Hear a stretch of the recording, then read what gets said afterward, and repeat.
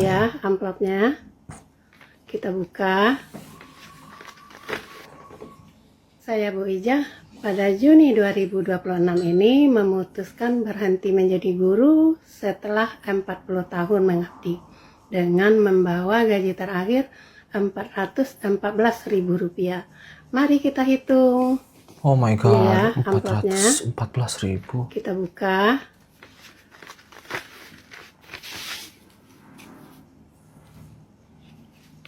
Satu, dua, tiga, empat, 10.000, 2.002.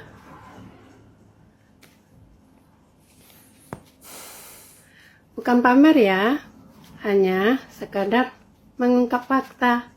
Wassalam. Video ini sekarang lagi viral banget di Indonesia, di mana ada salah seorang guru bernama Ibu Ijah yang sudah mengabdi selama 40 tahun dan pada Juni 2026 beliau memutuskan untuk berhenti menjadi guru di Indonesia. Yang mengejutkan di sini, saat detik-detik masa jabatannya, dia menerima gaji dari instansi tempat dia bekerja senilai Rp414.000. Tidak ada 100 ringgit untuk nilai kurs rupiah ke ringgit saat ini. Untuk seorang guru yang udah mengabdi selama 40 tahun, cuma dihargai segitu. FYI, menurut penilaian saya, ibu ini sepertinya adalah guru honorer, bukan guru PNS. Dan gaji antara guru honorer dan guru PNS itu berbeda. Kalian bisa search apa itu guru honorer atau guru PNS di Google, karena kalau dijelasin di sini tuh videonya bakal panjang banget. Di sini bukan kali pertama gue ngebahas soal gaji guru. Beberapa waktu lalu, setahun yang lalu kayaknya, yang terakhir gue udah pernah bahas juga tentang gaji guru di Indonesia. Sangat tidak ada harganya. So kali ini aku mau ngajakin kalian untuk melihat update gaji guru honorer di Indonesia 2026.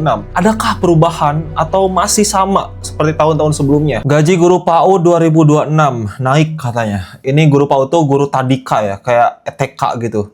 Gaji 2026, alhamdulillah gaji saya naik jadi 200.000. Tetap 400. Tetap 200.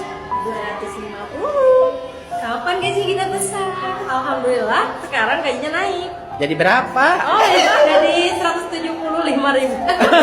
Kirain teh. Guru PAUD ungkap gaji tahun 2026 nominalnya bikin merinding. Gak ada yang melewati 500.000. Stuck paling besar 400.000. Selalu emosional kalau ngebahas soal gaji guru. Gue tahu ini guru honorer, guru yang belum diakui secara resmi oleh pemerintah. Karena mereka masih berproses untuk mendapatkan status PNS itu tidak mudah memang. Atau P3K. Tapi apakah layak digaji paling besar aja 400.000? Coba kalian nilai sendiri. Saking kecilnya gaji guru di Indonesia, ada beberapa guru honorer yang pulang mengajar, dia bekerja lagi. Ini salah satunya. Dia menjadi tukang antar jemput laundry. Kita lihat kisahnya. Soalnya saya juga sama seperti yang tadi Bapak bilang, pulang mengajar, jadi antar jemput laundry. Padahal saya sudah memenuhi masa kerja, tapi sulitnya untuk masuk ke data pendidikan atau Dapodik itu sulitnya luar biasa, Pak. Ada informasi yang turun dari dinas ke sekolah tidak menyeluruh, Pak. Jadinya kita ketinggalan info. Kayak kemarin ada tes P3K, tapi karena kita tidak masuk dalam Dapodik, kita semua tidak bisa, Pak. Tertinggal, bahkan terbayang-bayang akan dirumahkan. Itu paling sedih sih, Pak. Harapan saya dan teman-teman seperti Tendik dan guru yang lain bisa ikut P3K penuh waktu. Paling itu sih, Pak. Soalnya saya juga sama seperti yang tadi Bapak bilang, pulang mengajar, jadi antar jemput laundry, Pak. Mungkin itu aja yang bisa saya sampaikan. Gue emosional karena orang tua gue adalah seorang guru juga. Dan kebetulan ibu gue tuh adalah guru honorer. Sudah mengajar dari tahun 1900-an sampai sekarang. Beliau masih statusnya guru honorer. Belum diangkat menjadi PNS dan kayaknya udah gak mungkin karena umurnya udah 50 tahun. Seperti ibu ini. Ibu aku juga dulu kayak gitu. Bedanya ibu aku dulu sambil kerja, kita jualan es. Ingat banget. Ibu aku sebelum berangkat sekolah, kita bungkus-bungkusin es ice itu loh guys. Bikin minuman, terus dibungkusin, masukin kulkas, kemudian dijual di sekolah. Untuk apa? Untuk menyambung hidup. Karena gajinya belum cukup saat itu. Tapi alhamdulillah ibu aku udah masuk Dapodik. Meskipun memang belum diangkat menjadi P3K, tapi gajinya besar lah lumayan. Udah dapat sertifikasi. Dapodik itu semacam kayak data guru itu tuh bener-bener diakui di pemerintah dan tercatat gitu sebagai guru di Indonesia. Itulah intinya guys. Ibu tadi sampai gemeter banget karena gue ngerasain emosinya. Gue ngerasain banget. Tapi gak perlu dijelasin, udah banyak banget gue ngomong soal gaji guru. Isak tangis guru honorer curhat ke DPR. Gaji kami cuma 540.000. Bagaimana nasib kami, Bu? Perjuangkan kami. Kami menjadi honor murni yang dihitung gajinya itu 30.000 per jam. Itu pun bukan per jam sehari, tapi 1 bulan, Bu. Kalau kami per jam dapatnya 15, misalnya 18 jam nih, Bu, kalikan 30, 540 cuman, Bu.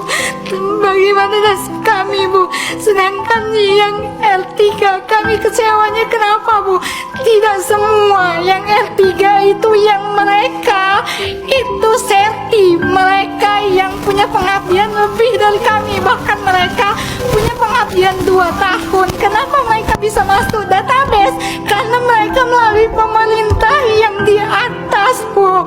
Kenapa mereka melalui orang dalam yang bisa mendapatkan SK gubernur, sedangkan kami yang tidak punya orang dalam, apa daya, Bu? Kami mohon, Bu, perjuangkan kami. Izinkan kami, Bu, untuk bisa diangkat menjadi P3K. Boleh, Bu, asal kami punya kejelasan untuk karir kami, Bu. Sampai menggebu-gebu banget. Dia meminta haknya, bukan meminta hak orang lain, hak dirinya sendiri atas apa yang telah dia lakukan, pengabdian untuk negeri ini gitu. Ngerti gak sih? Maksudnya kayak dia udah lama mengabdi jadi guru. Tapi kasusnya di sini si ibu ini belum kunjung disertifikasi masuk database Dapodik yang tadi itu. Tapi ada nih yang baru 2 tahun udah masuk Dapodik karena bantuan orang dalam. Itulah realita di Indonesia. Memang kalau kita gak kuat backingan, susah guys untuk kita bisa survive dan bisa bersaing secara sehat, itu memang nyaris mustahil gitu. Harus ada backingan. Sampai nangis banget ibu barusan mengungkapkan apa yang dia rasakan selama ini, menuntut haknya. Sampai begitu nasib guru di Indonesia. Miris. Saya ulapkan aja, ternyata gaji driver MBG itu jauh lebih layak ketimbang teman-teman yang mencerdaskan anak bangsa.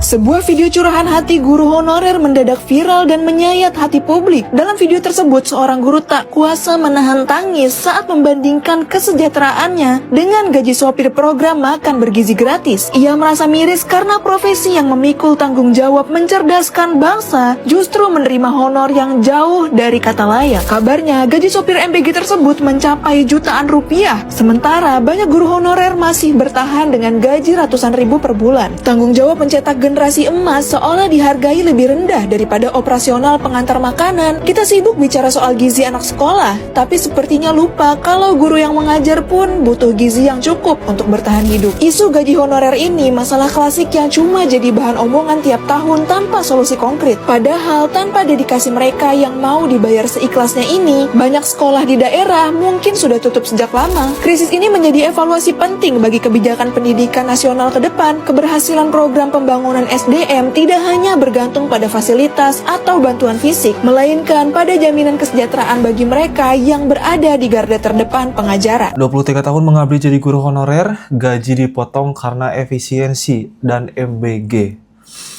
Saya dipercayakan untuk perintis sebuah SD yang sekarang ini SD namanya SD Negeri Batu Esa, yang mana saya sudah kurang lebih 23 tahun mengabdi. Saya merasa bahwa pengorbanan saya biar sampai masa pensiun saja, karena saya juga mengorbankan untuk mengubah anak bangsa, yaitu murid-murid saya. Banyak yang sekarang tercipta jadi orang baik. Tapi saya sampai saat ini masih begini.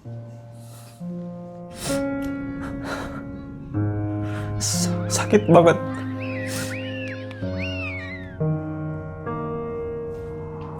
Sudah lebih dari 2 dekade, Pak Agustinus mengabdi sebagai guru honorer di SD Batu Esa, Kecamatan Kupang Barat, Kabupaten Kupang, Nusa Tenggara Timur. Sejak tahun 2021, gaji yang diterima tiap bulannya sebesar 600.000. Namun di 2025 gajinya dipotong, bukan naik. Malah dipotong jadi 223.000 saja. Penerimaan gaji Pak Agustinus tergantung dari dana bos. Kadang 3 bulan baru dibayar, kadang 6 bulan. Jika dana bos terlambat berarti tidak dapat dibayar gajinya. Lihat perjuangan beliau sampai ikut mobil orang untuk mengajar. Oh, this is emosional banget. Sampai ikut truk buat ngantar pasir. Gaji sebesar itulah yang membuat Pak Agustinus harus berhemat, termasuk saat ia berangkat mengajar ke sekolah yang berjarak hampir 4 km. Sementara itu, pemerintah Badan Gizi Nasional akan mengangkat 32.000 pegawai SPPG sebagai ASN P3K pada 1 Februari 2026. Nah, kemudian ini barangkali yang perlu dijelaskan kepada Ibu Bapak sekalian terkait dengan bangsat ini kepegawaian Badan Gizi Nasional untuk 3 komponen yang kemarin korupsi 1 miliar per hari ini, orang ini nih. Lihat matanya. Badan Gizi Nasional di setiap SPPG. Ngeri banget. Dan kemudian mereka sekarang dalam tahap pengisian daftar riwayat hidup dan pengusulan nomor induk PPK, sehingga diperkirakan mereka akan menjadi PPK mulai tanggal 1 Februari 2026. Bayangin, ini MBG baru berjalan 1,5 tahun, pegawainya udah langsung diangkat jadi ASN P3K. Sementara guru 23 tahun, dia mengajar, dibayar 600.000. Bahkan setelah ada MBG dipotong jadi 230.000. Kayaknya Indonesia memang menolak untuk anak bangsanya itu menjadi pintar gitu. Karena itu gurunya terus dipres banget, terus gurunya ditekan. Karena gak mau menciptakan anak yang pintar, anak bangsa yang pintar. Mungkin takut ya kasus-kasus korupsi yang jahat itu terungkap gitu. Kalau orang-orangnya pada pintar. Bener gak? Sorry kalau gue berpikiran seperti itu, tapi ini terlalu kejam menurut gue. Gue kan akhir-akhir ini kayak jarang banget ngikutin berita Indo. Sekalinya gue baca nih berita Indo muncul di timeline gue, ternyata gaji guru tuh masih 500.000 rupiah per 6 bulan. Guru honorer. Dan dia juga harus bertani. Ya iyalah, gak cukup tuh gaji 500.000 rupiah per 6 bulan.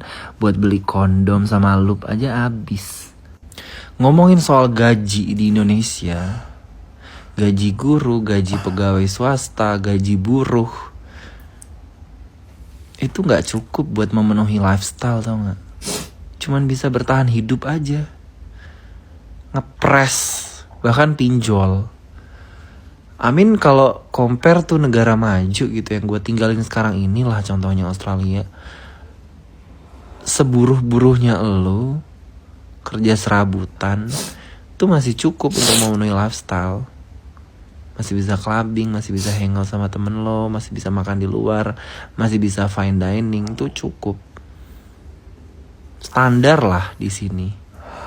Yang nggak yang kaya banget lo bisa beli rumah di North Sydney, ya enggak gitu. Biasa aja tapi hidup lo happy gitu. Di Indonesia 500.000 per 6 bulan buat beli tiket Tomorrowland aja tuh nyicil berapa tahun. Kenapa menurut Pak Guru gaji guru honorer terutama ya dari dulu tuh ya segitu-gitu aja gitu? Ya, jadi pendidikan itu adalah bidang yang paling sulit dijual dalam situasi politik. Coba contohnya kemarin ya, ada hari buruh, buruhnya demo, Prabowo-nya datang, ngasih sembako, wik gitu. Wik-wiknya nggak ada. Nggak ada itu. MBG bermanfaat tidak? Tidak. Nah, kayak gitu kan? Nah, waduh. Di belakangnya ada. Waduh. Senyap itu langsung. Nah, tapi maksudnya itu tuh kan harinya berdekatan dengan hari guru. Ya. Guru tuh gak ada cerita demo, guru tuh kalau ada rumah sakit, kalau ada dokter kena kasus, itu IDI datang ngebelain. Ya. Kalau iya betul kan? Iya benar. Kalau ada pengacara kena kasus, itu Pradi langsung datang borongan sama-sama gitu kan. Kalau buruh demo, itu semua wartawan ngeliatin. Guru kemarin lalu tuh ada 44.000 guru kena tipu 180.000 orang 180 juta rupiah per satu guru. 44.000. Iya. Wow. Itu kerugiannya Judol. antara 2,7 sampai 4,4 Itu ditipu triliun. Judol atau apa? Ditipu apa? Pinjol. Ditipu sama yayasan, Oh, sebuah yayasan. Yang yayasannya itu konon juga katanya, saya nggak tahu benar atau salah, tapi konon katanya memang melibatkan dinas. Nah itu tuh gak ada yang memviralkan, gak ada yang ngeributin. Saya coba untuk angkat, lumayan agak naik. Tetapi bahkan sampai detik ini pelakunya gak kena jadi tersangka. Ya. Sekalinya kena gak ditahan. Jadi maksudnya kalau guru yang kena masalah itu senyap semuanya. Oke. Kalau ada, dan itu tuh dari zaman dulu. Makanya kalau misalkan guru teriak-teriak naikkan gaji kami, naikkan gaji kami, itu wartawan mana yang mau ngerekam? Ya. Karena nggak rame, nggak ini Iya. mungkin ya. Enggak, ya itu kalau buruh mungkin masanya banyak, jadi Oke. bisa buat muatan politik apa segala rupa mungkin. Oh. Ujung-ujungnya tetap politik juga ya, untuk kepentingan politik ya. Ujung-ujungnya tetap ke sana, untuk jabatan, untuk mendapatkan kekuasaan. Capek banget sebagai anak yang lahir dari dua orang tua yang dua-duanya guru gitu. Gue ngerasa sangat emosional banget, ngerasa sangat ini gak adil gitu. Meskipun gue bukan guru ya, gue tenaga kesehatan, dan meskipun juga nasib gue 11-12 kurang dihargai juga, tapi terasa sangat menyakitkan banget gitu ketika melihat realita gaji guru di Indonesia dan melihat orang tua sendiri waktu dulu. Sekarang udah alhamdulillah orang tua aku sudah disertifikasi, gajinya sudah di angka 3,5 juta sebulan. Lumayan guys, besar itu untuk gaji di Indonesia. Ayah aku udah pegawai negeri sipil dan gajinya gede lumayan, jadi cukup lah, aku gak menghilangkan itu. Aku mengakui ada gaji itu gede gitu dan cukup buat menghidupi aku, keluarga aku, adik aku, menyekolahkan. Sekarang memang aku sudah bisa mencari uang sendiri. Kerasa emosionalnya, kerasa banget apa yang diceritakan, keluhan-keluhan dari guru-guru honorer tadi.